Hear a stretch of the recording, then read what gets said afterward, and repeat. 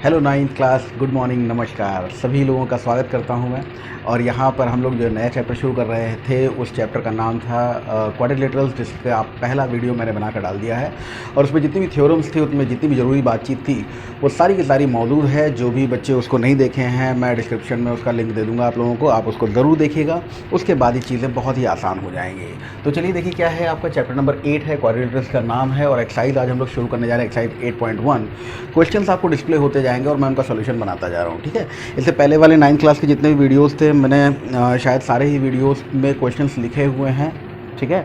तो वो काफ़ी टाइम टेकिंग प्रोसेस, कुछ बच्चों की शिकायत थी कि सर वो क्लियरली दिखाई नहीं देता, राइटिंग मेरी बड़ी महारथी वाली है ना। तो हो सकता है भाई प्रॉब्लम हो, एक्सट्रीम सॉरी फॉर दैट। अब आपको क्वेश्चंस जो है मैं डिस्प्ले करवा दिया करूँगा, वो क्वेश्चंस आपको डिस्प्ले होंगे, उसको बढ़िया अच्छे से पढ़ लीजिए और सोल्यूशन मैं आपके सामने प्रोवाइड कर दूँगा, ठीक है। तो आइए कंटिन्यू कीजिए एक्सरसाइज 8.1 मेरे साथ। मैं यानी अमित कुमार पाल स्वागत करता हूँ आप सबका आपके अपने ही यूट्यूब चैनल, जिसका नाम है maths classes by Amit Pal sir. So the first question is, देखिए क्या क्वेश्चन दिखाई दे रहा है आपको। The angle of quadrilateral are in the ratio 3:5:9, 3:5:9:13। Find all the angles of a quadrilateral. 3:5:9:13 के रेशियो में आपको एंगल्स दिए हुए हैं, 3:5:9:13। तो अगर हम यहाँ पर कंसीडर कर लें, let the first angle be, जैसा आपको रेशियो दिया हुआ है, रेशियो 3:5:9:13 दिया हुआ है, तो उस हिसाब से आपने फर्स्ट एंगल को कंसीडर कर लिया गया है 3x। और इसी तरह से आप सेकेंड एंगल को कंसीडर कीजिए। सेकेंड एंगल कितना हो जाएगा भाई, 5x। इसी तरह से थर्ड वाले को कंसीडर कर लीजिए, ये होगा 9x। और इसी तरह से फोर्थ वाले को कंसीडर कीजिए, तो ये हो जाएगा आपका 13x, है ना। एक फिगर ड्रॉ करने की इसमें कोई ज़रूरत नहीं है, आप साफ तौर पे देख सकते हो कि इस तरह से हमको मालूम है कि जो भी एंगल्स होते हैं, किसी भी क्वाड्रिलेटरल के जो भी एंगल्स होंगे, अगर उस क्वाड्रिलेटरल में सभी एंगल्स का, यानी फर्स्ट और सेकेंड एंगल और थर्ड एंगल और फोर्थ एंगल, तो यहाँ पर आपको मालूम ना, एक क्वाड्रिलेटरल है तो उसके 4 साइड्स होंगे, 4 साइड्स हैं तो 4 एंगल होंगे, जितनी साइड्स उतने ही एंगल्स। तो यहाँ पर इन सारे एंगल्स का जो सम होगा वो हमेशा इक्वल होता है 360 डिग्री के। ट्राइंगल्स में जो बात 180 डिग्री के इक्वल होती थी, sum of all interior angles of a triangle are always equal to 180 degree, यहाँ पर क्या बात आ जाती है, क्वाड्रिलेटरल्स के सभी इंटीरियर एंगल्स का जो सम होता है, sum of all interior angles of a quadrilateral. एक चतुर्भुज के सभी अंतःकोणों का योग कितना होता है, 360 होता है। तो यहाँ पर हमको मालूम है कि 3x हो गया, 5x हो गया, 9x हो गया और 13x हो गया, और ये सब कुल मिलाकर कितना है, 360 है। तो 5 और 3 8 हो गया, 8 और 9 17, 17 और 13, ये हो गया हमारे पास में 30x is equals to 360। Means हो गया x is equals to 360 divided by 30। Means आप देख सकते हो कितनी बार गया, 12 बार। तो x की वैल्यू आपको 12 मिल गई। मतलब पहला एंगल जो आपने माना था, the first angle B 3x, तो 3x वाला एंगल 3 टाइम्स 12 हो गया। सेकेंड एंगल 5 टाइम्स 12 हो गया। थर्ड एंगल बेटा 9 टाइम्स 12 हो गया। और फोर्थ एंगल जो है वो 13 टाइम्स 12 हो गया। यानी कुल मिलाकर हमारे आंसर्स क्या बने, फर्स्ट एंगल हो गया 36 डिग्री, सेकेंड एंगल हो गया 60 डिग्री, थर्ड एंगल हो गया 108 degree, and finally fourth angle जो हो गया वो हो गया 156 डिग्री, ठीक है। तो ये आपके रेस्पेक्टिव आंसर्स हैं, 36, 60, 108 एंड 156। और ये आपका पहला क्वेश्चन है, ठीक। इसको साफ करके आता हूँ सेकंड क्वेश्चन पर। ये देखो बेटा, सेकंड क्वेश्चन क्या कह रहा है। सेकंड क्वेश्चन कह रहा है, the diagonals of a parallelogram are equal, then show that it is a rectangle. Diagonals of a parallelogram are equal, ये हमको बताया जा रहा है कि एक पैरेललोग्राम है, उसके डायगोनल्स इक्वल हैं। हमें शो करना है कि ये जो होगा, अगर डायगोनल्स इक्वल हैं तो ये एक रेक्टेंगल होगा। एक बहुत ही सिंपल सी बातचीत है यहाँ पर। तो रेक्टेंगल प्रूव करना, सीधे रेक्टेंगल बना लेते हैं। एक रेक्टेंगल लीजिए, हम ये नहीं कह रहे हैं कि एक रेक्टेंगल है, ये एक पैरेललोग्राम है, एक ऐसा पैरेललोग्राम है जिसके डायगोनल्स इक्वल है। तो इसके डायगोनल्स इक्वल हैं, मतलब ये और ये इक्वल है। नाम दे लीजिए ABCD,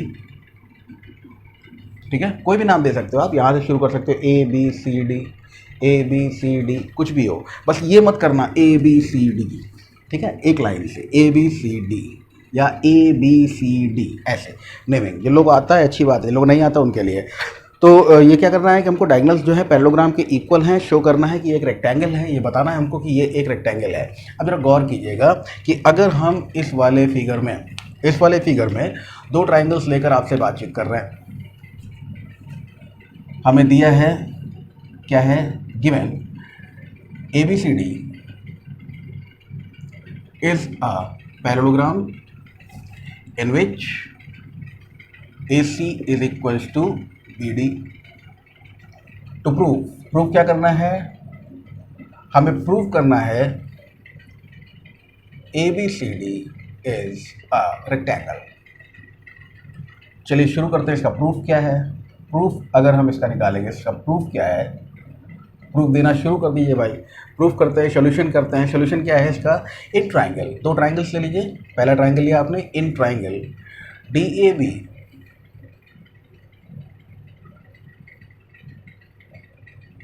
एंड ट्राइंगल CBA।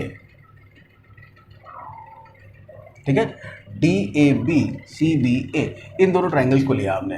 इन दोनों ट्राइंगल्स में जरा गौर करिएगा मैं क्या क्या बातें लिख रहा हूँ। पहली बात जो मैंने लिखी वो ये है, AD इक्वल्स टू BC।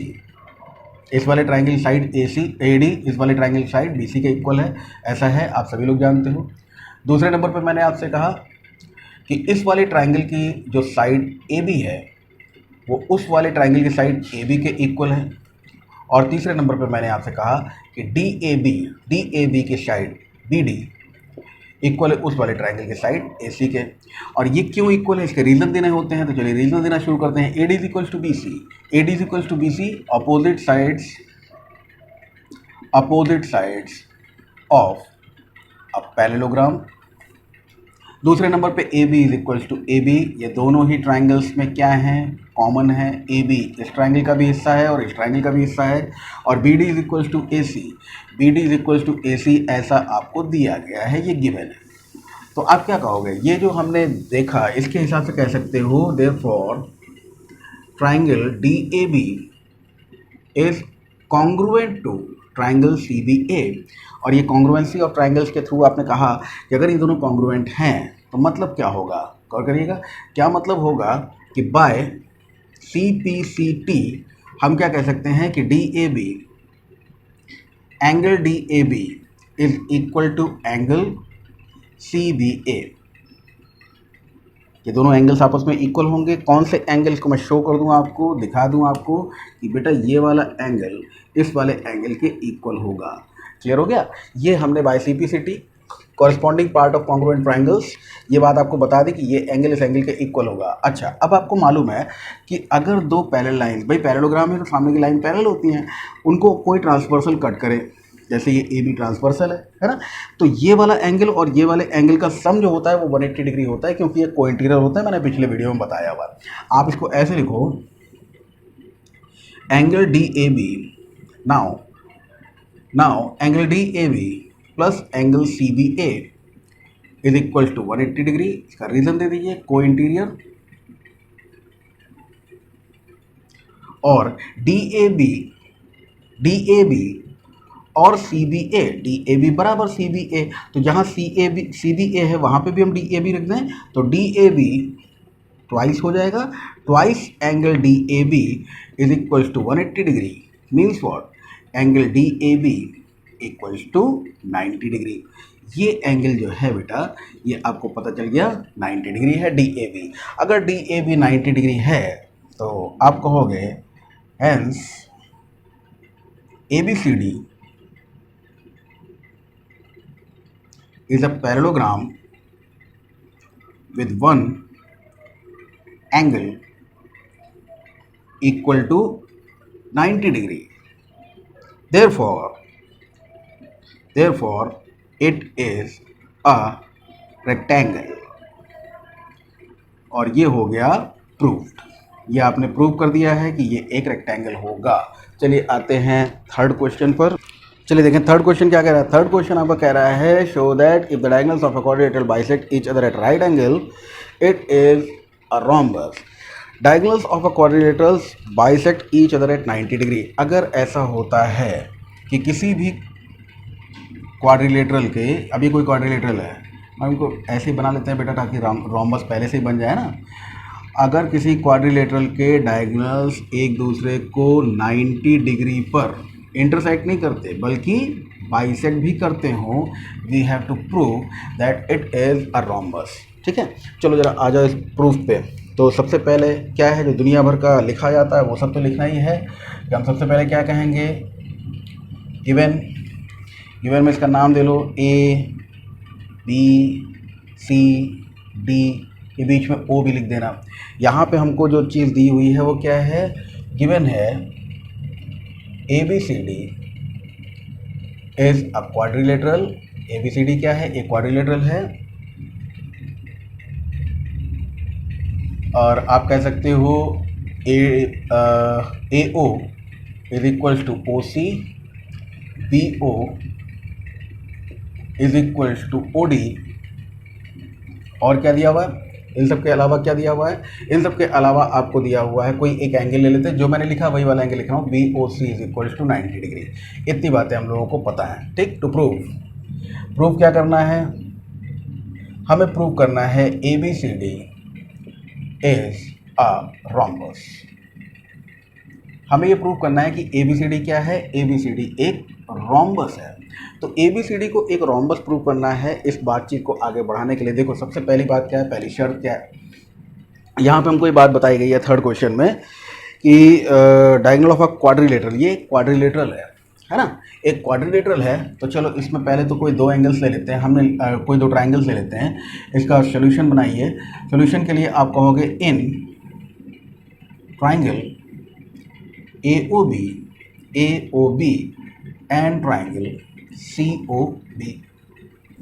दो ट्राइंगल्स ले लिए हमने, ए ओ बी और सी ओ बी। ये दो ट्राइंगल्स लिए, इसमें देखिए क्या है, ए O is equal to C ओ, क्या है ये गिवन है। अगले नंबर पे आप लिख सकते हो angle A O B is equal to angle C O B.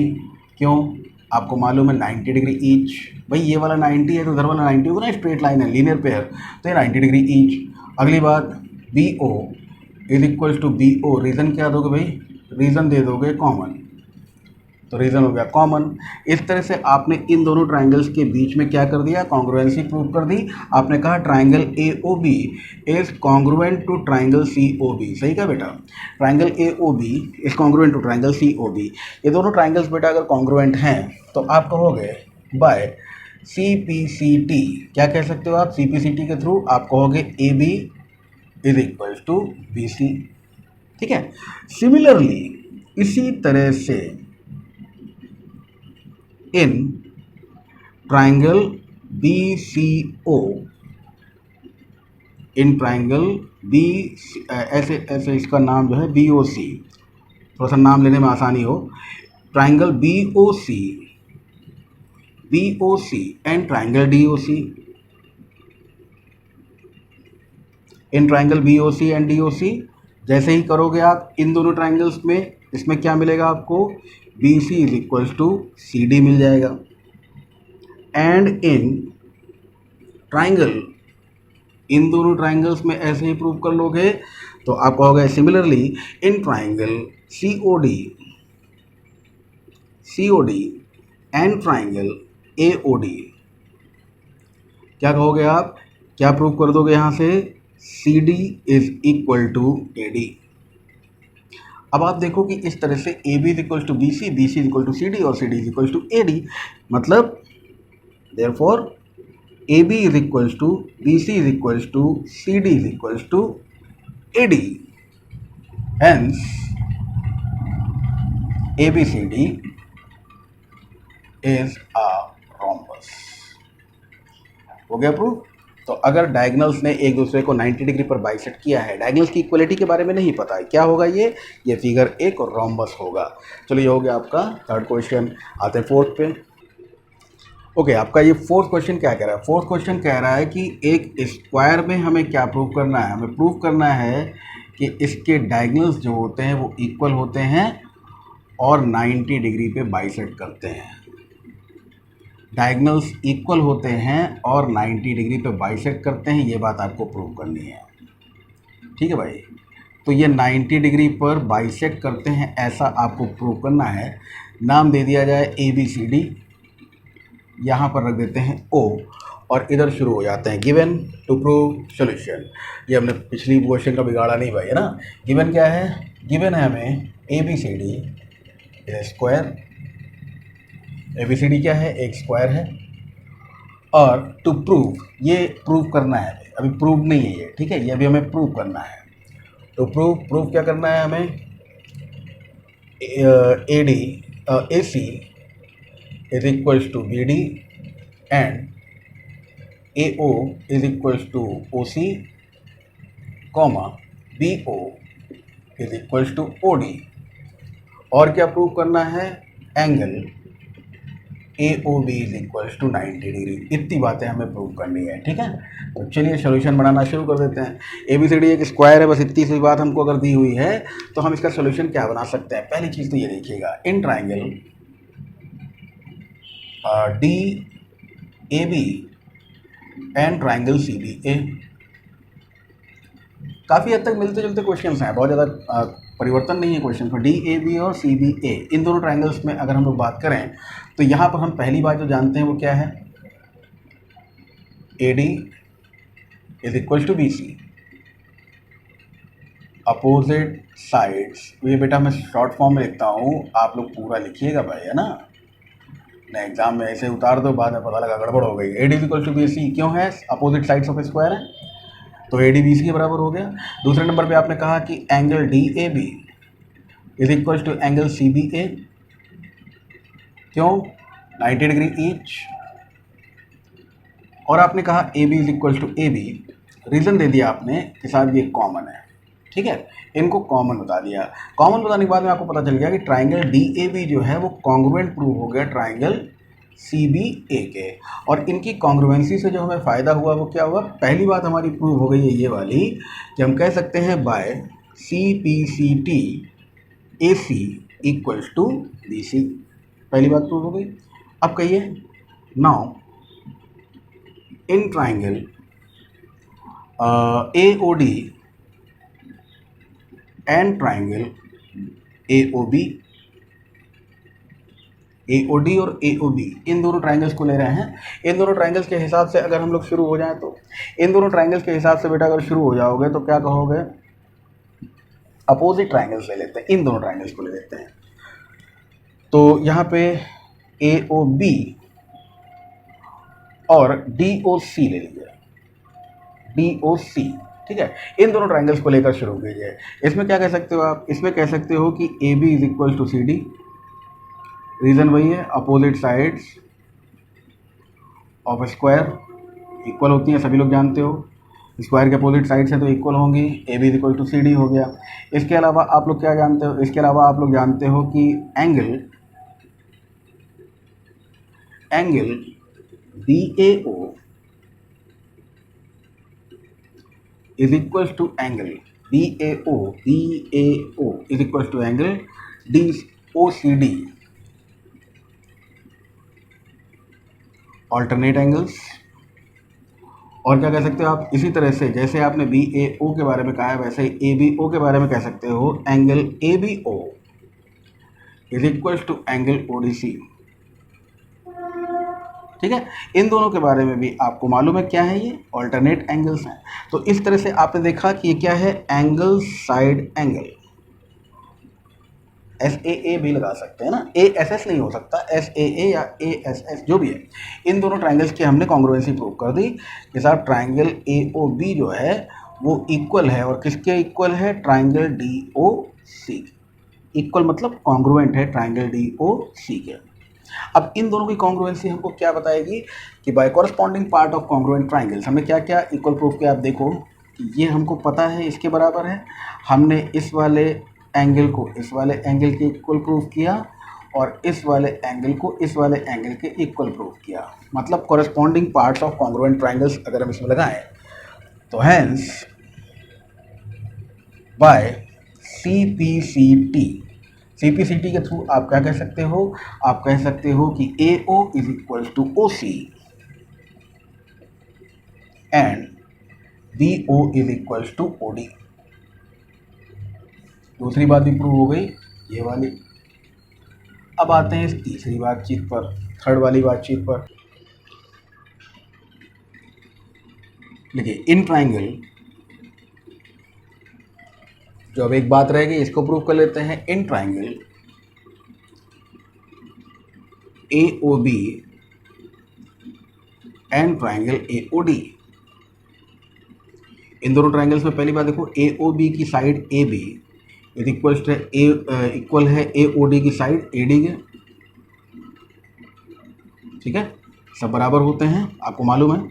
और उसके अलावा दूसरी बात क्या आ रही है इसमें, दूसरी बात ये आ रही है कि B O is equals to O D, reason दे देना प्रूव्ड अबव।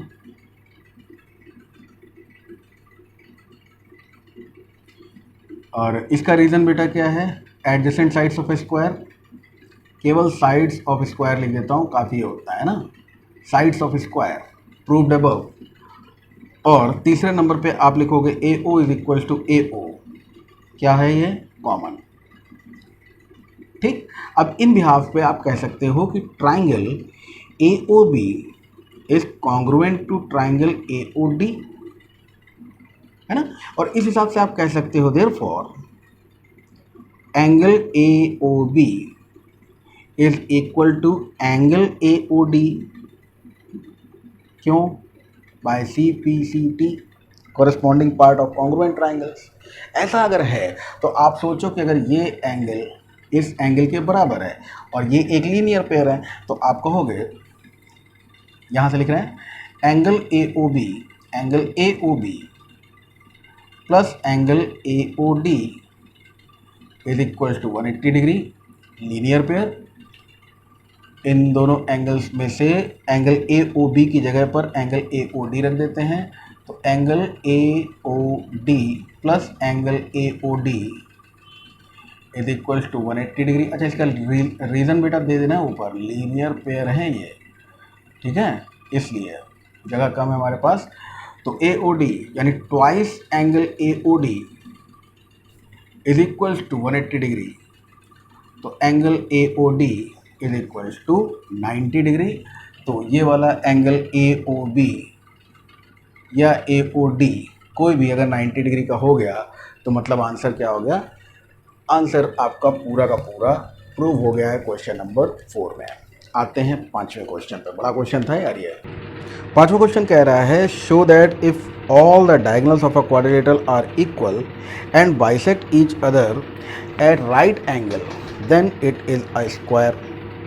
क्वाड्रिलेटरल दिया हुआ है, डायगोनल्स अगर इक्वल हैं और एक दूसरे को 90 डिग्री पर बाइसेक्ट कर रहे हैं, डायगोनल्स अगर इक्वल हैं तो क्वाड्रिलेटरल है, मतलब अभी हमको कुछ और नहीं पता है, लेकिन चलो उसको स्क्वायर की तरह से बना लेते हैं। एक कोई क्वाड्रिलेटरल है, इसके डायगोनल्स इक्वल हैं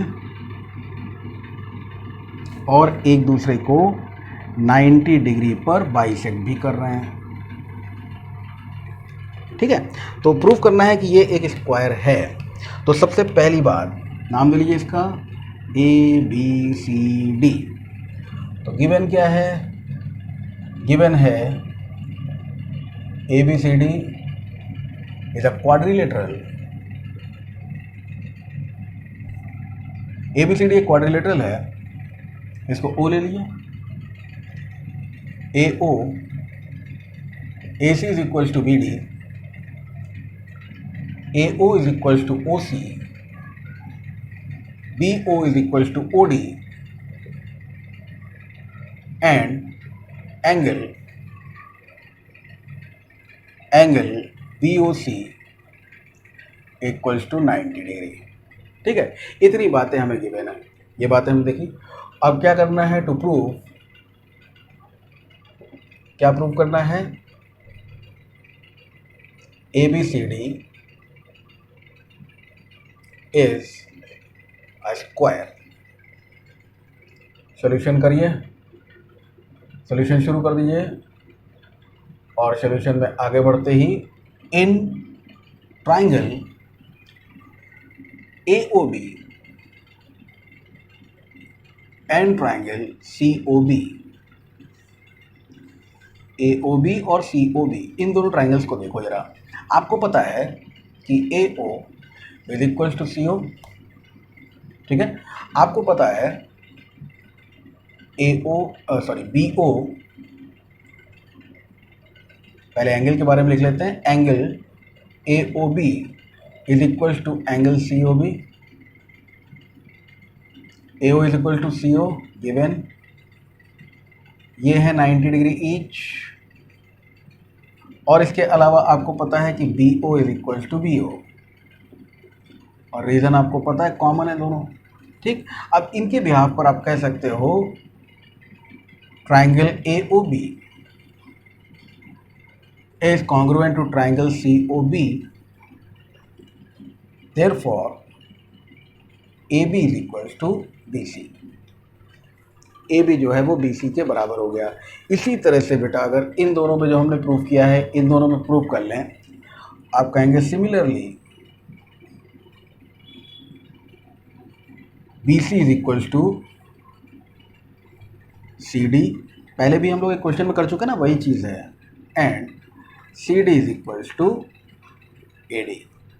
तो ये सारे के सारे आपस में बराबर हो गए, ये सारे के सारे पॉइंट्स आपस में बराबर हो गए। अब किसी एक दो ट्राइंगल्स को ले लेते हैं। चलिए, अब इन दोनों ट्राइंगल्स पे हमको पता है ना, इन दोनों ट्राइंगल्स में हम लोग ने कॉन्ग्रुएंसी ऊपर प्रूव की है क्या, देख लो जरा, AOB और COB, AOB और COB, इन दोनों ट्राइंगल्स में हमने कॉन्ग्रुएंसी प्रूव कर रखी है। अगर ये दोनों ट्राइंगल्स बेटा कॉन्ग्रुएंट हैं, इनको इसके ऊपर रख दो, पूरी तरह से ओवरलैप हो जाएगा। ये एंगल 90 डिग्री है, आप मुझे बताओ ये एंगल और ये एंगल बराबर होगा ना, क्योंकि ये दोनों साइड्स इक्वल है। ये वाला भी अगर 90 डिग्री है तो ये दोनों एंगल्स अगर बराबर हैं तो ये और ये बराबर हैं।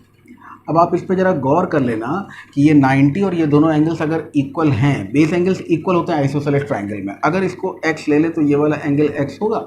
इसका मतलब आप कह सकते हो 90 + 2x is equals to 180 degree, मतलब x इज इक्वल्स टू 45। और ये क्या है x, तो ये भी x, ये भी x, और ये कितना हो गया 45 + 45, यानी angle ABC is equals to 2x is equals to 90 degree. तो यहाँ पर आपने ये प्रूव किया था कि therefore ABCD is a rhombus, पिछले वाले क्वेश्चन की तरह। और यहाँ पर आपको पता है in which one angle equals 90, therefore it is a square, इसलिए ये एक वर्ग है, स्क्वायर है। प्रूव हो गया ये आपका 5वां क्वेश्चन। आते हैं छठे पे। 6 क्वेश्चन देखो क्या कह रहा है। 6 क्वेश्चन कह रहा है कि diagonal AC of a parallelogram ABCD bisects angle A, show करना है bisects angle C also, ABCD is a rhombus. Figure बेटा मैंने बना लिया। इस फिगर के बिहाफ पर आपको ये जो चीज़ें दी हुई हैं, एंगल ए जो है वो बाइसेक्टर है, उसके अलावा मुझे हम लोगों को ये प्रूव करना है कि ये इसको और इसको भी बाइसेक्ट करता है, और प्रूव करना है कि एक रोम्बस है। यहाँ पर डिज़ाइन थोड़ा सा अलग ले लीजिएगा, हालांकि कलर चेंज है तो फ़र्क नहीं है। आप ये देखो कि हमें ये पता है कि एंगल ए बाइसेक्ट हुआ है, ये समझिएगा, रीज़न जो भी हो, इसको हम एंगल 1 मान लें, इसको एंगल 2 मान लें, ठीक है, इसको 3 मान लें और इसको एंगल 4 मान लें, ठीक है। तो वही सारा कहानी जो है वो लिख लीजिएगा आप लोग कि given ABCD is a parallelogram AC bisects angle A। ठीक, ये कंडीशन हमको दी हुई है। यहाँ से हमको जो बात पता है, टू प्रूव, क्या प्रूव करना है, नंबर 1 पे हमें प्रूव करना है कि AC bisects angle C also, और नंबर 2 पे हमें प्रूव करना है क्या, ABCD इज अ रोम्बस। छोटे में लिखो यार, रोम्बस। ठीक, इतनी बातें भैया हमको प्रूफ करनी है, तो चलो प्रूफ शुरू करो। सोल्यूशन लिया हमने, और सोल्यूशन में सबसे पहली बात क्या है, सोल्यूशन में सबसे पहली बात लिखी, angle 1 is equals to angle 2 given, ठीक है, और angle 1 is equals to angle 4 alternate angles. बताओ, एंगल 1 है वो एंगल 4 के इक्वल है, and angle 2 is equals to angle 3 alternate angles. Angle 2 angle 3 के इक्वल होगा, ऑल्टरनेट एंगल है, ठीक है। तो 1 जो है वो 2 के बराबर है और 1 जो है वो 4 के बराबर है, 2 जो है वो 3 के बराबर है, ठीक है। तो अगर 1 जो है वो 4 के बराबर और 2 जो है वो 3 के बराबर है, तो आप देखो कि हम 2 वाले एंगल के जगह पर पुट कर दें 3 और 1 वाले एंगल की जगह पर पुट कर दें 4, तो हम कह सकते हैं therefore angle 3 equals to angle 4, ठीक है ना भाई। 1 इज इक्वल टू 4, यानी 1 की जगह पर हमने 4 रख दिया। 4 जो है वो 2 के बराबर हो गया, 4 जो है वो 2 के भी बराबर हो गया, और 1 जो है वो 3 के भी बराबर हो गया, मतलब 4 3 के बराबर हो गया। तो 4 और 3 आपस में बराबर हो गए। पहली बात आपने प्रूव कर ली है। 3 और 4 अगर बराबर है मतलब AC जो है वो इनको ही बाइसेक्ट कर रहा है। अब अगली बात कर लीजिएगा। अगली बात ये है, angle 1 is equals to angle 2 is equals to angle 3, therefore angle 1 is equals to angle 3। यहाँ पे लिख लो in triangle ADC, in triangle, किस ट्राइंगल में? ADC की बात हम लोग कर रहे हैं। 1 जो है वो 2 के बराबर है और जो 2 है वो 3 के बराबर है, ऑल्टरनेट एंगल, यानी 1 जो है वो 3 के बराबर है, angle 1 is equals to angle 3। अब आप यहाँ पर कह सकते हो sides opposite to equal angles are equal. जो अपोजिट एंगल्स के जो इक्वल एंगल्स के सामने जो साइड्स होंगी वो भी आपस में बराबर होती हैं, ये बात हमारी जानकारी में है। आप कहोगे therefore ABCD is a parallelogram with equal adjacent sides।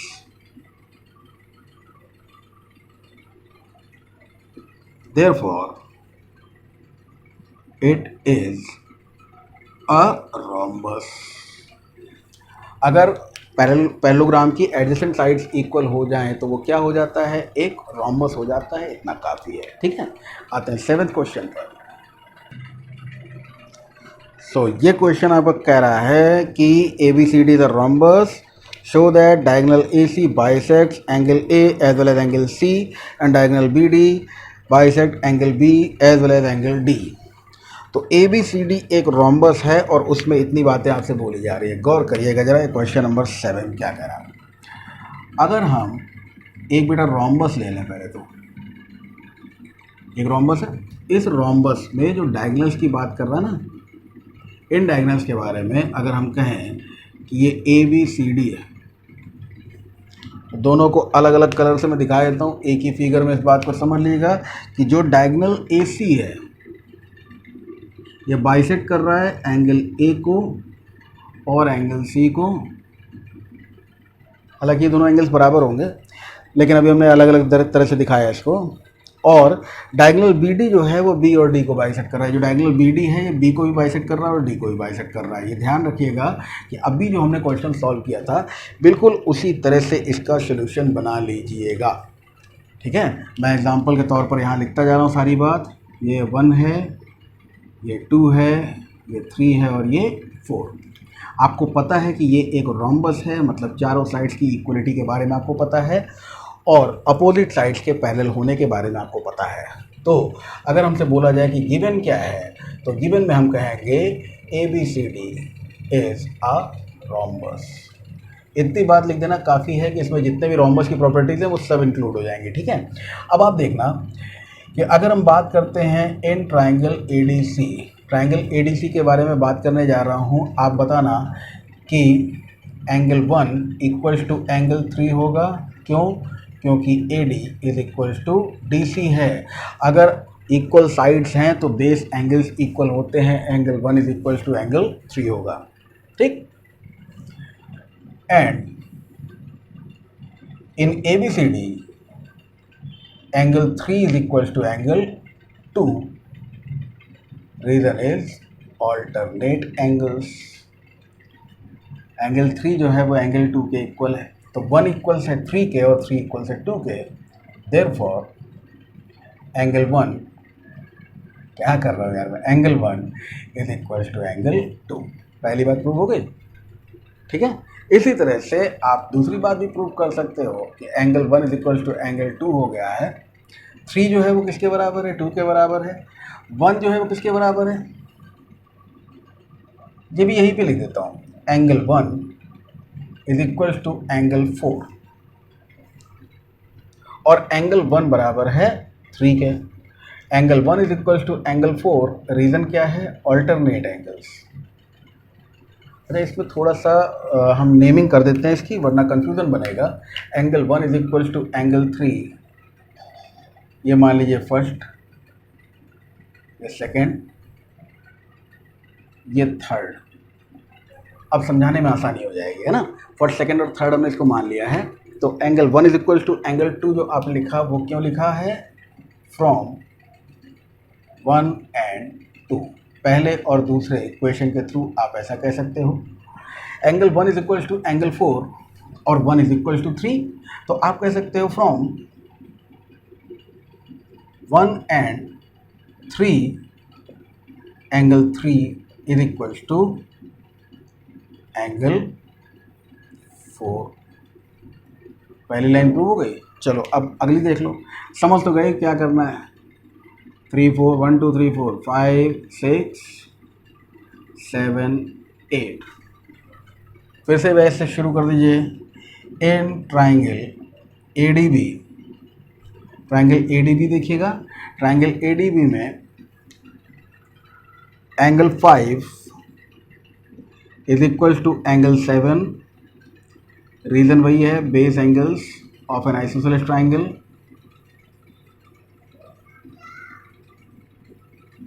Isosceles triangle के बेस एंगल्स हैं भाई, आइसोसेलेस ट्राइंगल ना, उसके बेस एंगल से इक्वल हो गए, वही रीज़न है जो आपको यहाँ पर दिया हुआ है। इसके अलावा क्या बताया आपको, 5 इज इक्वल टू 7 तो है ही, साथ ही साथ angle 5 is equal to angle 8, reason alternate angles. और आप कहोगे angle 6 is equal to angle 7,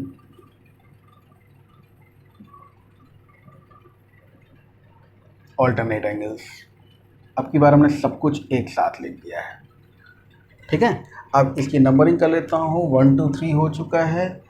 इसकी नंबरिंग कर लें, ये है 4th, ये है 5th और ये है 6th।